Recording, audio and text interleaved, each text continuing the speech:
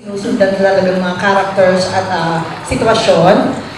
Pangatlo, kabisado ko ang kanyang rhythm, kabisado niya ang rhythm ko. Kapag ka nagsabay kami, napakaganda ng blending. Tinginan pa lang, galaw ng katawan because Maricel Soriano uses her body very well as a comedian. And so, yes, di ba? Magaling dancer.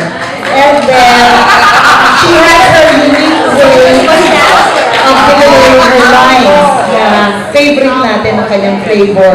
Yung kanyang tono, yung boses niya kung paano siya magbigay ng linya, kabisado natin at gustong-gusto natin. So, Direk Gwen gave us the freedom to be spontaneous.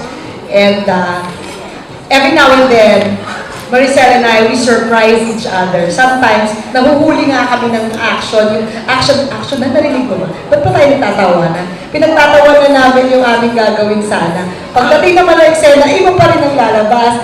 Pagkatapos, sasabihin ni Direk, back up na. Ha? Ganun ba? Back up na!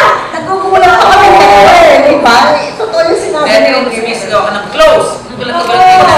Close? Alam mo, ilang araw ba tayo nag-shooting? It felt like 3 days. Unang araw nasa lupa kami. Second day nasa taas ng puno. Pangatlo nasa ilalim ng dagat. Tapos na yung Pilipinas. Tapos tapos na talaga? Sure ka pa talaga, Tere? Baka naman may babalikan pa tayo. Pwede naman kami bumalik. Parang ganun talaga. Sa sobrang namin. Sa sobrang kasi araw-araw din kami nag-shooting at sa araw-araw na yon, ang bungad niya sa akin lagi, hindi mo ba ako na-miss? Na-miss kasi kita eh. Nakapulong tayo, na-miss agad. Ganun siya. Para kaming magkaklase sa eskwelahan. We look forward to the new lessons for the day.